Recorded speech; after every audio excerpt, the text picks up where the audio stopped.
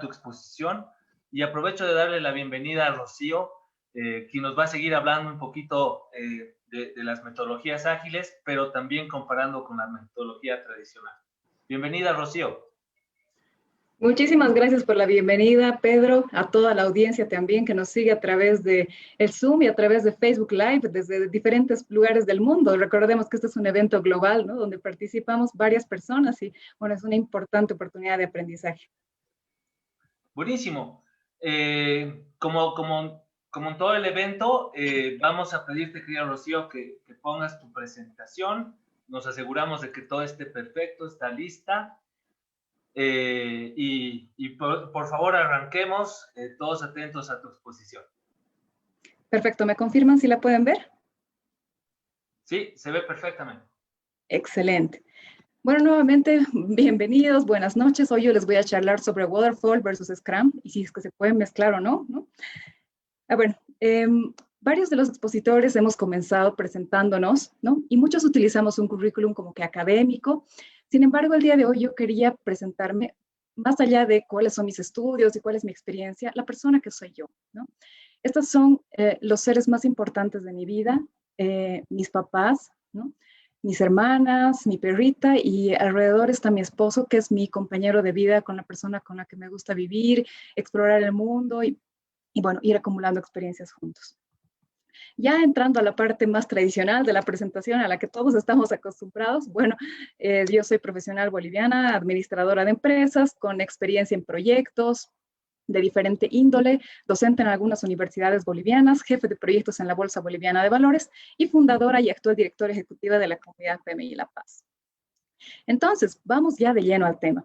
¿Qué es Scrum y qué es Waterfall? Scrum es uno de los marcos de trabajo ágil más conocidos, ¿no? Recordemos que hay un montón, sin embargo, este es el que más se aplica. Entre el 50 y el 55% de los proyectos que se gestionan con marcos de trabajo ágiles utilizan Scrum. Y vamos viendo un poquito de las características que tiene este marco de trabajo. Una de las más conocidas es que se utiliza un entorno colaborativo, ¿no? Donde las personas van interactuando, tanto el equipo de desarrollo como el equipo de pruebas, ¿no? Eso se le llama equipo de trabajo. Se basa principalmente en entregas parciales y regulares, es decir, entregar pedacitos del proyecto, ¿no? Periódicamente y que funcione. ¿Cómo elegimos qué pedacito implementar primero? Bueno, pues en función a los criterios que son priorizados por el negocio mismo, ¿no? Y además están especialmente recomendados para entornos donde existe alta incertidumbre, cuando, por ejemplo, no tenemos claros los requerimientos. Dicen, el cliente siempre tiene la razón, pero a veces el cliente tampoco sabe lo que quiere, entonces es fantástico para aplicarlo en estos entornos. O cuando los requisitos son sumamente cambiantes o cuando se requiere innovación y flexibilidad, ¿no? Entonces, para esto nos sirve muchísimo Scrum. En el otro lado, tenemos los marcos de trabajo tipo waterfall, o que se conocen también como enfoques de cascada o enfoques predictivos, ¿no? Y es el método con el que la mayoría hemos aprendido a gestionar un proyecto, ya sea que lo hayamos aprendido de manera académica o ya sea que nos hayan lanzado a la piscina y nos hayan dicho gestionas, ¿no? Que es también como muchos hemos aprendido.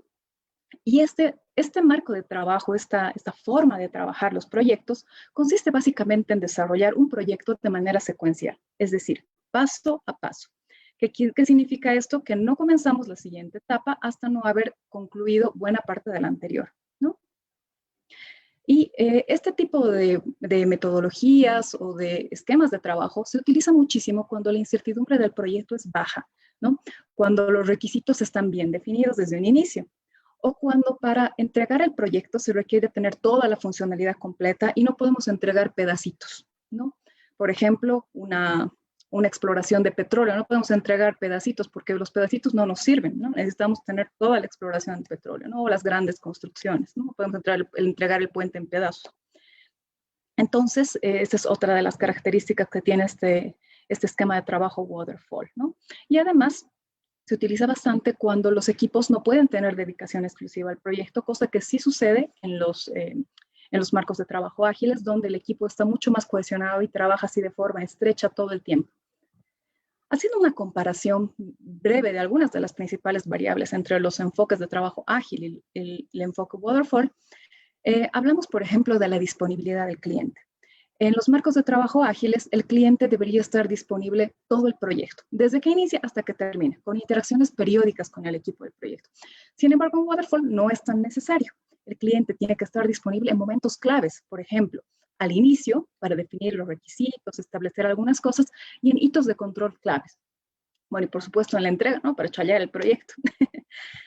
Otra característica importante, la velocidad. Los marcos de trabajo ágiles dan preferencia por la entrega de valor temprana antes de cubrir un alcance completo, mientras que en el Waterfall lo que buscamos es más bien lograr un alcance completo a una costa de velocidad. En cuanto al alcance y los requisitos, en los enfoques ágiles, los cambios siempre son bienvenidos en cualquier momento, ¿no? Es una de las cosas que se promueve. Mientras que en Waterfall, el alcance es conocido al inicio y es poco cambiante en el tiempo, por lo cual los cambios no son tan bienvenidos, aunque eventualmente existen mecanismos de control de cambios a lo largo del proyecto, ¿no? En cuanto a la priorización de requisitos y la gestión de riesgos, en los marcos de trabajo ágil, las características más valiosas suelen entregarse al inicio, ¿no? Porque son priorizadas por el negocio, por lo que incurre en una reducción del riesgo de fallos. En el Waterfall, todas las características son entregadas al final, lo que de cierta forma incrementa el riesgo de fallo. En cuanto al equipo de trabajo, en los equipos ágiles, los equipos son pequeños, dedicados, sincronizados y multidisciplinarios. En el equipo Waterfall, la coordinación, bueno, también pueden ser equipos pequeños, sincronizados y multidisciplinarios. La diferencia es que la coordinación no es tan sincrónica, no sucede todo en un mismo tiempo, sino sucede como que en diferentes momentos del tiempo, entonces hace que la comunicación entre las diferentes partes del equipo de trabajo sea un poquito más difícil. En cuanto a la parte presupuestaria y contractual, en los entornos ágiles, el costeo es basado en tiempo y materiales, es decir, definimos una tarifa por ejemplo, hora de desarrollo, ¿no? Y esto funciona muy bien mejor dicho, esto no funciona muy bien en entornos de precios cerrados, porque como no tenemos un alcance muy claramente definido al inicio, tampoco sabemos cuánto nos va a costar, ¿no? Entonces es un poco difícil hacer un contrato del tipo que estamos acostumbrados todos, donde el alcance está definido, el tiempo está definido y el costo está definido, ¿no? En cambio, los enfoques Waterfall funciona muy bien el tema de contrato fijo, donde varias de las variables de restricción de nuestro proyecto están claramente establecidas, ¿no? Y los procesos de control de cambios nos ayudan a definir si es que necesitamos añadir más recursos monetarios al proyecto o más personas, ¿no?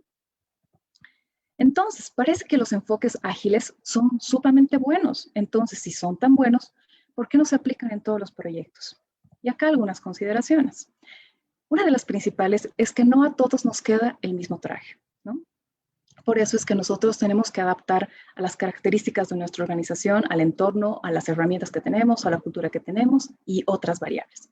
Entonces, si el mismo traje no nos queda a todos, ¿cuál es mejor? ¿Waterfall o Agile? La respuesta es depende. No hay una verdad absoluta, no hay una única respuesta. Así como no hay una única herramienta o una solución que nos sirva absolutamente para todos nuestros problemas, no hay un enfoque único de proyectos que nos sirva para todos los proyectos, ¿no? No hay una receta. Así como cuando nos preguntan qué es mejor, utilizar una chaqueta o utilizar una malla. La respuesta es depende, ¿no? Depende si está haciendo frío o depende si estoy yendo a la playa. Las cosas se pueden combinar absolutamente. Podemos combinar bien una hamburguesa con unas papas fritas y va a ser una combinación fantástica. Pero también podríamos hacer combinaciones que no estén tan en nuestro ámbito de confort, como este café con esta milanesa. Igual se pueden combinar. Entonces, la respuesta es sí se pueden combinar.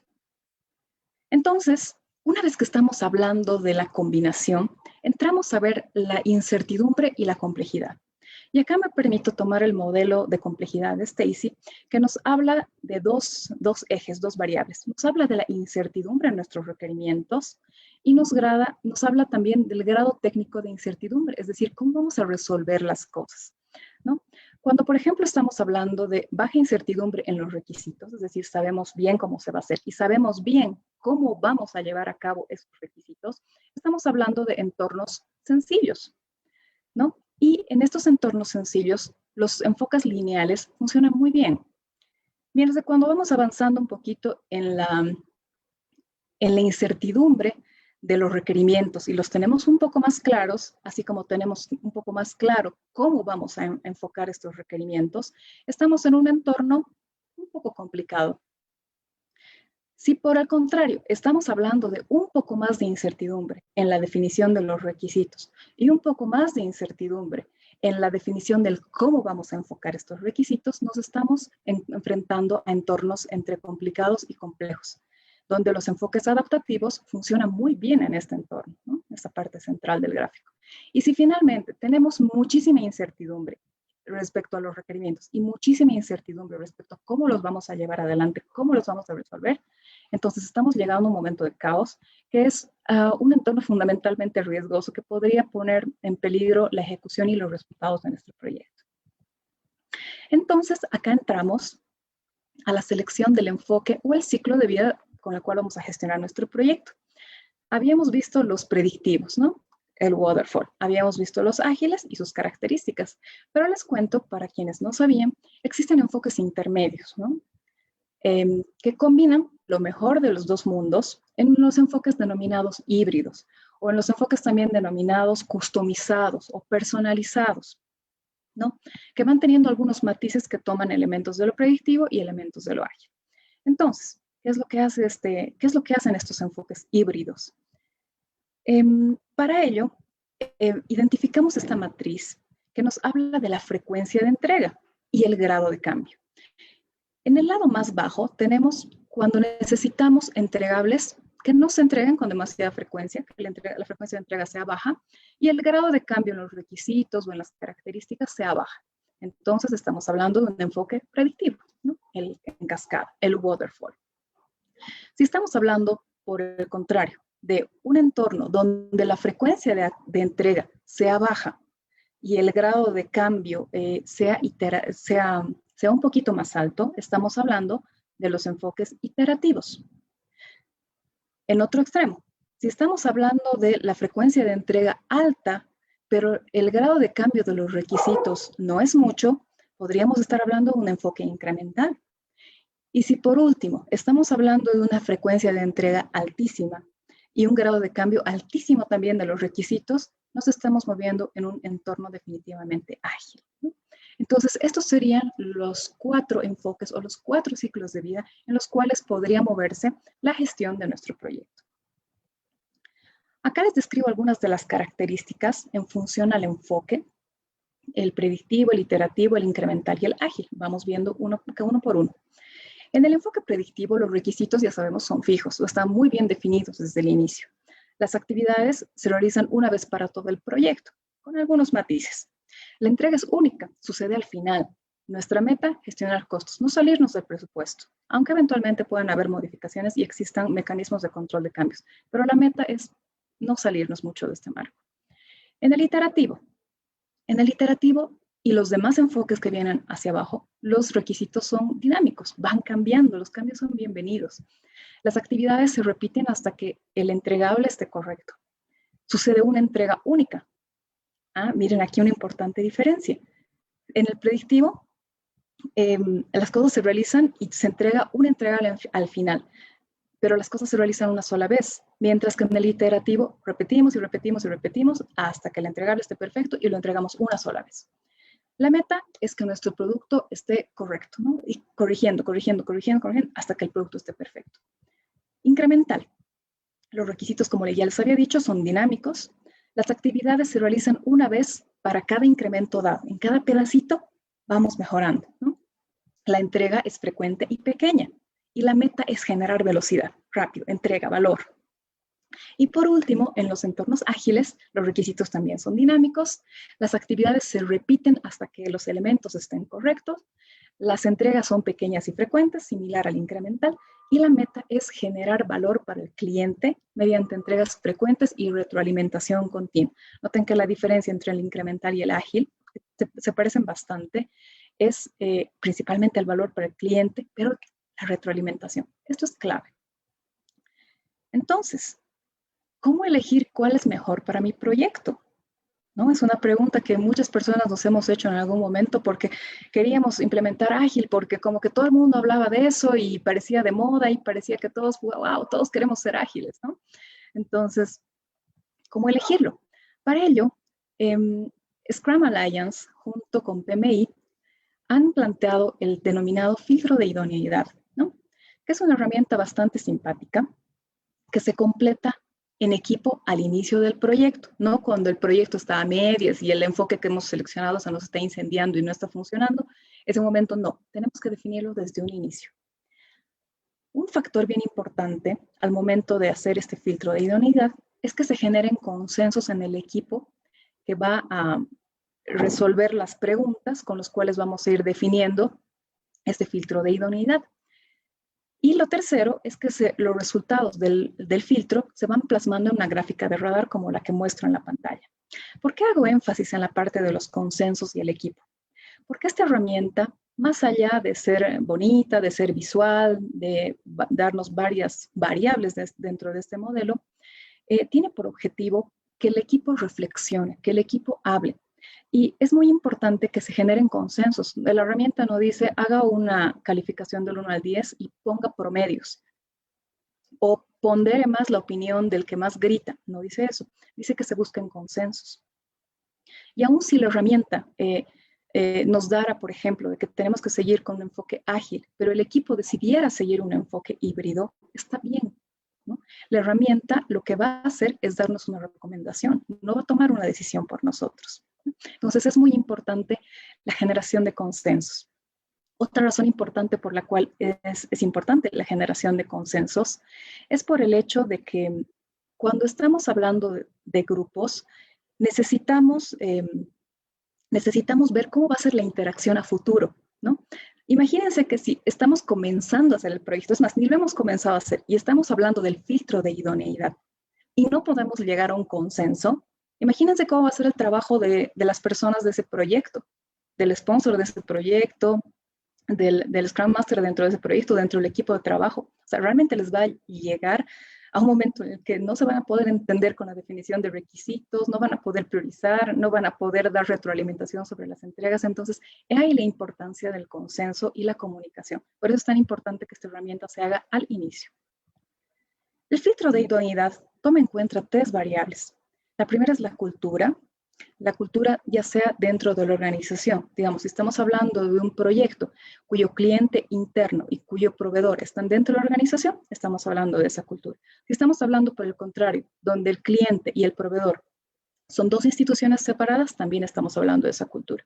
Cuando hablamos del equipo, hablamos de la confianza, las personas que se desenvuelven dentro de este proyecto. Y por último, bueno, el proyecto en sí mismo, ¿no? El entregable, los beneficios, el valor que estamos buscando. Cuando hablamos de cultura, este modelo nos plantea 3 preguntas fundamentales. Nos habla sobre la aceptación del enfoque y nos pregunta, ¿existe un patrocinador senior que entienda y apoye el uso de un enfoque ágil para este proyecto? Si la calificación es sí, entonces vamos a poner una nota de 1. Si la calificación es más tendiente a no, vamos a poner una calificación de 10 y en el medio vamos a tener las calificaciones intermedias. Confianza sobre el equipo. Aquí tenemos que hablar sobre si los principales stakeholders tienen la confianza suficiente en que el equipo va a poder entender sus requisitos y su visión y lo va a poder transformar en un producto o un servicio exitoso con apoyo y retroalimentación continuos en ambas direcciones, ¿no? Si van a poder hablar, si van a poder comunicarse. Entonces calificamos acá también esa confianza. Si la respuesta es sí, entonces ponemos un 1. Si la respuesta es no, porque hay entornos en los cuales no existe demasiada confianza en que el equipo de proyecto pueda tener las soluciones necesarias para poder llevar adelante este proyecto y pueda tomar decisiones buenas. No crean que todo es una taza de leche en gestión de proyectos. Entonces es importante este tema de evaluar la confianza que va a tener este equipo para poder dar retroalimentación de ida y vuelta. Tercero, relacionado también con la cultura, habla de los poderes del equipo para la toma de decisiones. Y acá nos referimos a si se le va a dar al equipo la autonomía para poder tomar sus propias decisiones locales sobre cómo emprender el trabajo. O les vamos a estar diciendo, haz. O les vamos a decir, ok, aquí están los requerimientos y tú elegí la mejor forma de hacer, la mejor forma de organizarte. Existen organizaciones tanto que emprenden proyectos internos, donde cliente y proveedor están dentro de la misma organización, como entidades que tienen un proveedor por fuera y los clientes están por dentro, donde les encanta controlar absolutamente todo. Entonces tenemos que hacer también un análisis profundo y ser muy conscientes para ver cómo va a ser esta toma de decisiones y si le vamos a dar la autonomía suficiente al equipo para poder llevar adelante esto. Si la respuesta es sí, sí le vamos a poder dar autonomía, los calificamos lo más cercano a 1. Si la respuesta es no, calificamos lo más cercano a 10. Sobre el equipo, también nos vamos haciendo algunas preguntas, como por ejemplo, ¿cuál es el tamaño del equipo principal? Cuando estamos hablando de proyectos pequeños, el equipo principal está compuesto por el principal stakeholder, por el líder y algún representante funcional del negocio. Cuando estamos hablando de equipos más grandes, incorporamos a muchas más personas. Todo depende del tamaño principal del equipo. Y el tamaño principal del equipo puede ir tanto desde 1, 9, 10 personas hasta equipos por encima de 200 personas. Entonces, si nos estamos acercando más a los equipos pequeños, ¿no?, ponemos 1. Si nos estamos acercando a los equipos de 200 personas hacia arriba, le ponemos entonces un 10.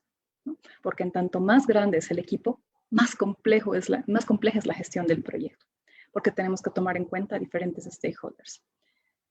Otro elemento fundamental que tomamos en cuenta dentro del análisis del equipo son los niveles de experiencia. Y acá nos preguntamos cuál es el nivel de experiencia y habilidades de los roles del equipo principal.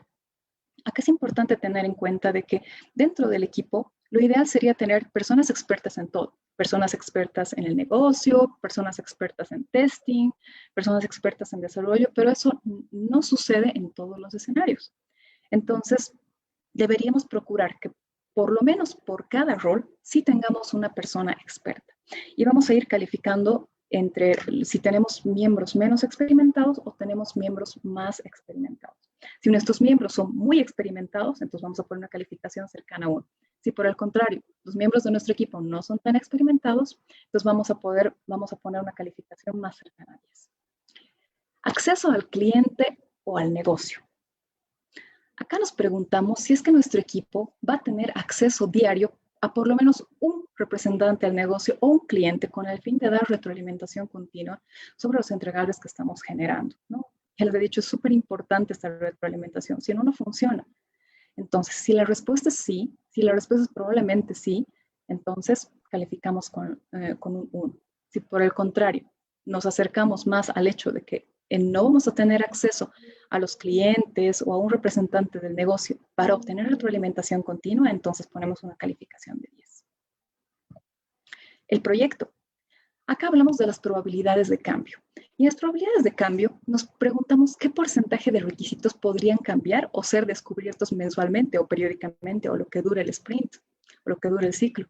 Y si estamos hablando de que podrían haber cambios pequeños, ¿no?, entonces ponemos una nota de 10.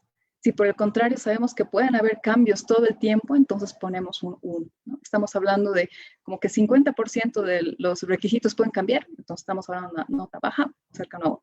Si por el contrario hablamos de que los requisitos pueden cambiar en no más del 5%, entonces estamos hablando de un 10. ¿No? Criticidad del producto o del servicio. Aquí lo que tenemos que hacer es evaluar las posibles pérdidas que puedan ocurrir cuando nuestro proyecto falla, cuando nuestros entregables fallan. Y esto va como que de muy sencillo, la criticidad puede estar involucrada en el tiempo, simplemente, o sea, que nos atrasamos un poquito más. Puede estar involucrada de que generamos pérdidas, un poco de pérdidas para el negocio. Podemos generar más pérdidas para el negocio. Podemos generar impacto en la vida de alguna persona o podemos generar impacto en la vida de muchas personas. Entonces, en tanto más grande es el impacto, entonces asignamos una calificación más grande. Tanto más pequeño es, asignamos una calificación más chica. Y finalmente, el último elemento dentro de la evaluación del proyecto es la entrega incremental.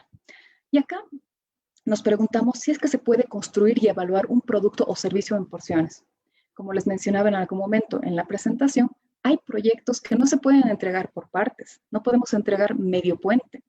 No podemos entregar parcialmente una planta de refinación de petróleo, por ejemplo, ¿no? Entonces, ese tipo de cosas sí van a necesitar entregarse completas, ¿no? Y otra pregunta que nos hacemos acá es si estarán disponibles los representantes o clientes para dar retroalimentación oportuna sobre los incrementos entregados.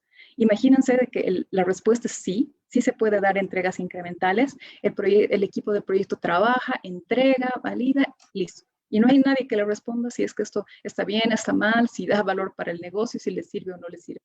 Y el equipo de proyecto, bueno, como no tiene retroalimentación, sigue trabajando en lo que cree que es correcto. Entonces, es importante este punto que habla sobre la entrega incremental. Una vez que hemos aplicado nuestro filtro de idoneidad,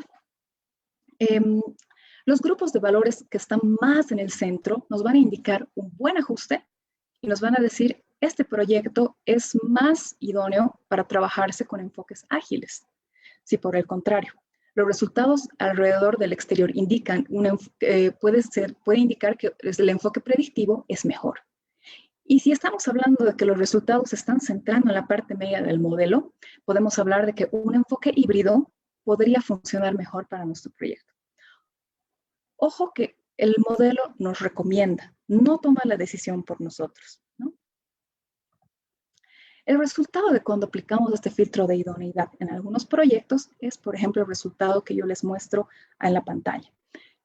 En la parte de la izquierda tenemos un proyecto que es predominantemente ágil en varias de las dimensiones, por ejemplo, en la experiencia, en el acceso, en la aceptación, ¿no? En la confianza, en la toma de decisiones, pero en cuanto a la criticidad del proyecto, parece ser que más se enfoca en el marco de trabajo híbrido, ¿no?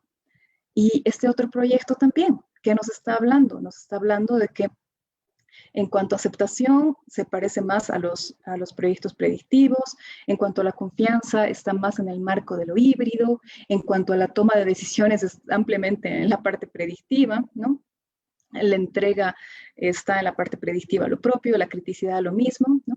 Entonces vemos cómo no hay un resultado absoluto aún aplicando el modelo. Esta es, por ejemplo, la implementación de software en una farmacia, en una cadena de farmacias, y esta es la construcción de una planta nuclear, ¿no? Claramente por ello, la criticidad de si algo sale mal no es la vida de una persona, es la vida de muchas personas que puede fallar, ¿no?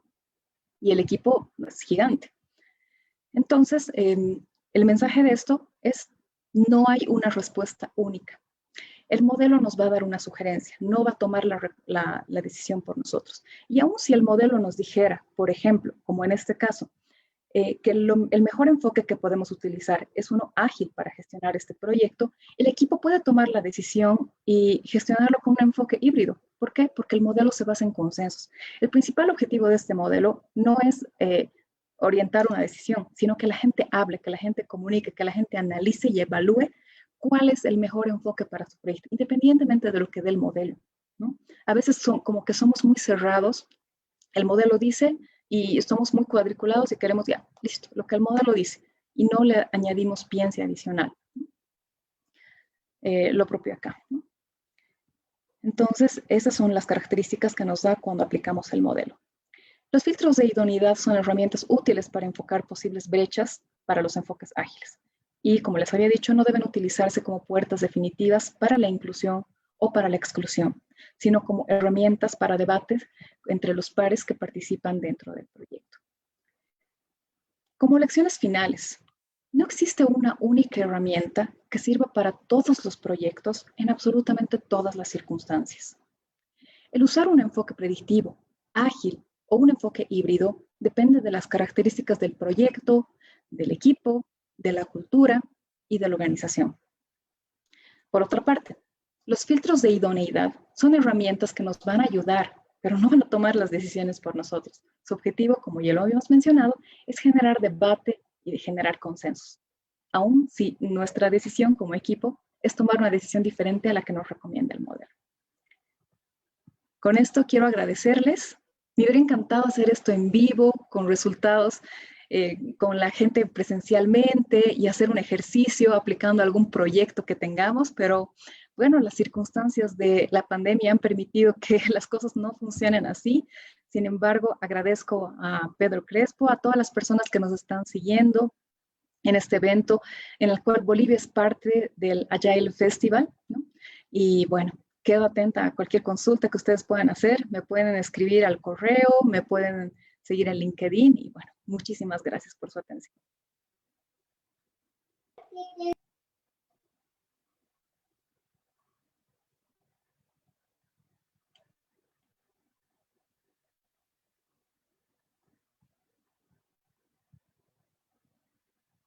Preguntas, consultas.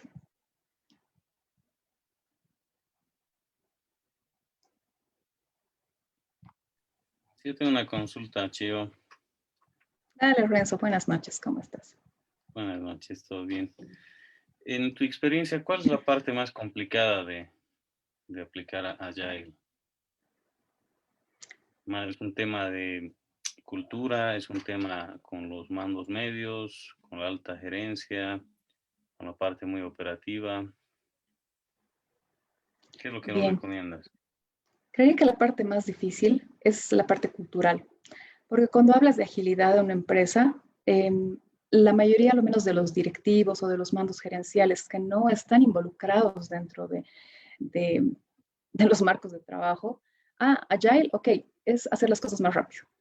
Entonces comienzan a presionar a la gente y les comienzan a dar más cosas sin entender que esto tiene una filosofía por detrás. Entonces creería que uno de los cambios, o por lo menos lo que he podido ver en mi experiencia, es el tema de la cultura. Es lo más difícil de cambiar. Y incluso si se implementa dentro de los equipos de trabajo y va funcionando, cuando se quiere implementar en proyectos más grandes, otra vez vuelve a la barrera de la parte cultural, sobre todo en mandos gerenciales y en mandos directivos, ¿no? En directorios de las organizaciones. ¿Y Porque es ahí como cuál que sería tienen ese chip. lo entiendo. ¿Cuál sería el tip? ¿Qué recomiendas? Ay, bueno, en mi experiencia es que es bien difícil, ¿no? El cambio cultural, a ver, hay que entender que el cambio cultural no es algo que sucede de la noche a la mañana, no es un evento, es más bien un camino continuo. Entonces, probablemente lo que se tiene que hacer es implementar en los equipos pequeños, mostrar resultados y una vez que se muestran los resultados, los de arriba como que van diciendo, parece que esto funciona, a ver, entenderemos de qué trata, una de las cosas. Otra de las recomendaciones es ir dando sensibilizaciones transversales dentro de toda la organización. O sea, la capacitación para temas ágiles no solamente tiene que llegar a los equipos de trabajo, sino tiene que llegar también a los mandos medios, a los mandos altos y a los equipos directivos. Obviamente con la simplicidad o con el detalle que cada nivel merece, ¿no? Pero tienen que entender al menos los fundamentos, ¿no? La clave es Ok, la sensibilización, pero es un camino lento. del cambio, ¿no? Sí, el cambio cultural es lo más complejo. Ok, ok, Chio, te agradezco. Gracias. No sé si tenemos más preguntas en el chat. A ver.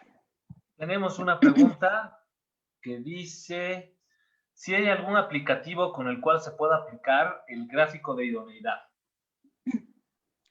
Desconozco si hay alguna aplicación. Yo siempre lo he utilizado en un Excel, porque el Excel tiene la herramienta que podemos utilizar y hacer esos gráficos de tela de araña de forma muy sencilla.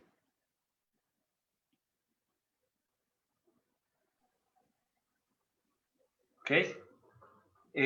Tengo otra pregunta de Rommel. Dice, ¿crees que una PMO debería ser encargada de realizar el análisis de idoneidad y definir cómo se enfocará cada proyecto? ¿O el equipo de proyecto debería definir el análisis de idoneidad? Rommel, la pregunta que realizas es excelente, ¿ya? La respuesta es la PMO no tiene que ser la única instancia que haga el análisis de idoneidad. No, definitivamente puede participar dentro del análisis de idoneidad y hay una recomendación interesante que se menciona en la guía ágil. Y es que cuando existen varias personas, los principales stakeholders, el equipo de trabajo, y también participa la PMO, se suele anotar con un color diferente, digamos que estamos hablando de un esquema escrito, ¿no? Se suele anotar con un color diferente la opinión de la PMO y la opinión del resto del equipo para ver un poquito la divergencia. La PMO puede participar, sí, pero por absolutamente ninguna razón debería ser la única instancia que defina cuál es el marco de trabajo con el cual se gestionan los proyectos. O sea, para nada, siempre tiene que ser en equipo, siempre tiene que ser en consenso, pero esta herramienta de colores nos ayuda a ver la divergencia de opiniones. Y es más, podemos poner un tercer color, como por ejemplo para la PMO, para el principal sponsor y la opinión del equipo de trabajo, ¿no? Entonces va a poder ver un poquito, nos va a ayudar a ver la divergencia y nos va a poder ayudar a enriquecer el análisis.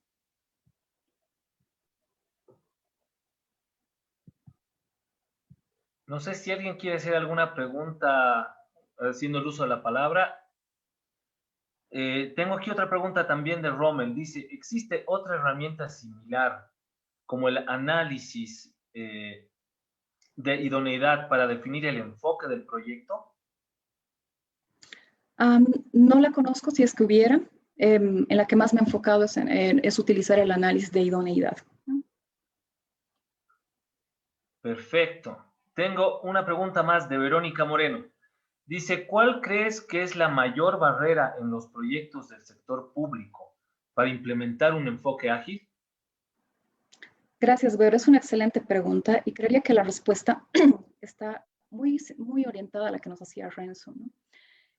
Uno de los principales factores en entornos públicos y privados siempre es la cultura, siempre, ¿no? Porque tenemos una forma así cuadriculada de pensar y lo que no entre dentro de eso está mal. Primer factor. Segundo factor, en las entidades del sector público es muy común que cuando se hagan proyectos siempre se sepa de antemano todas las variables, ¿no? El alcance, el tiempo y el costo. ¿Por qué? Porque tienen que estar reflejados en algún sistema de contratación. ¿Por qué? Porque obedecen a políticas públicas de contratación. ¿Por qué? Porque son adoptadas y aprobadas por entidades de mucha mayor jerarquía, ¿no? Y no podemos o no tenemos la posibilidad de salirnos de ellas. Entonces, creía que esas son las dos principales barreras para implementar enfoques ágiles en el sector público. Ahora, ¿podemos ir implementando algunos híbridos? Sí, ¿no? Pero ágiles así puros es bien difícil por las razones que acabo de mencionar. Ok. Creería que ya no tenemos más preguntas en el chat. Aquí todos están agradeciéndote, querida Chio. Tengo una pregunta de Osvaldo Laura. Dice, ¿cuáles son tus sugerencias y o recomendaciones sobre la gestión del cambio cultural para implementar Agile? Y una segunda pregunta que dice, ¿qué nos puedes decir al respecto sobre tu experiencia? Gracias.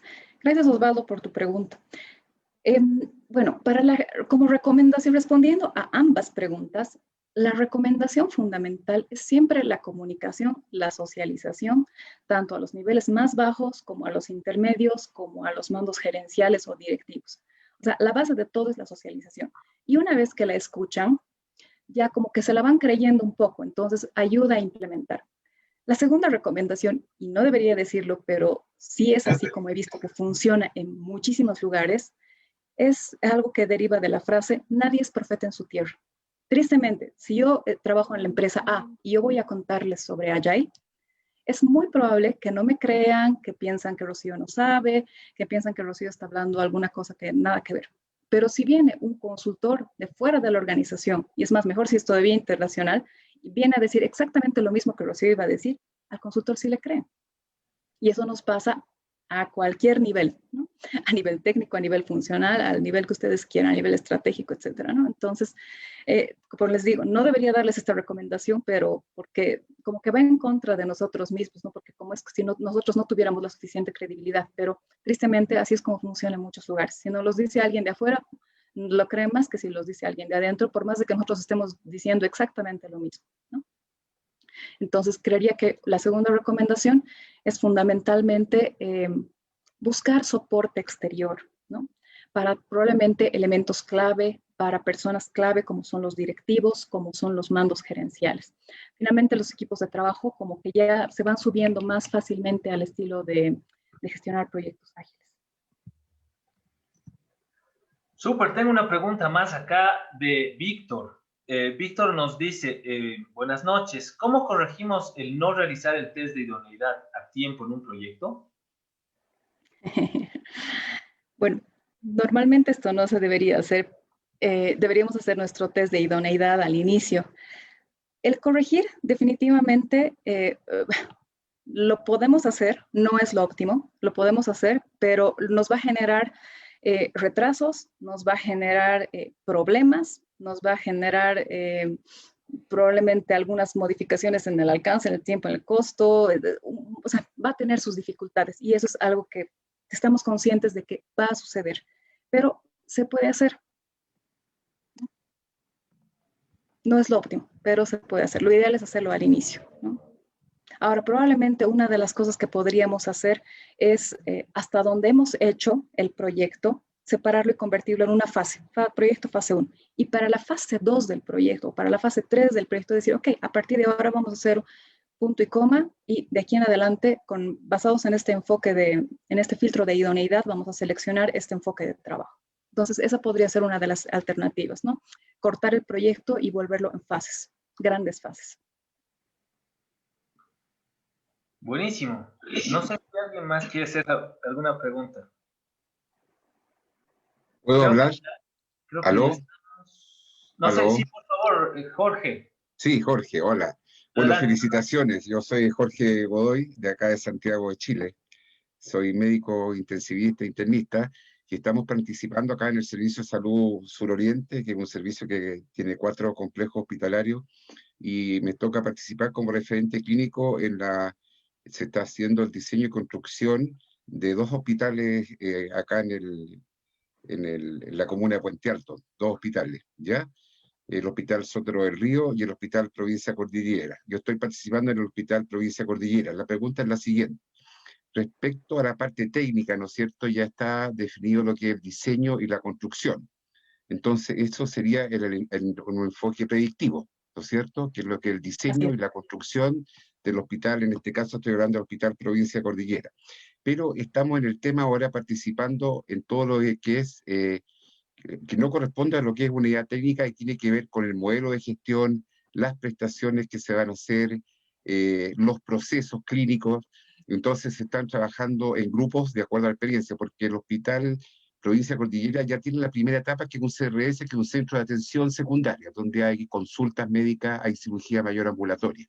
Entonces estamos participando ahora en los procesos que ya están en la atención secundaria, ¿no es cierto? Tratar de levantar esos procesos, tratar de mejorarlos, pero viene toda la otra parte de hacer procesos que no se están haciendo, porque no es un hospital, vamos hacia eso.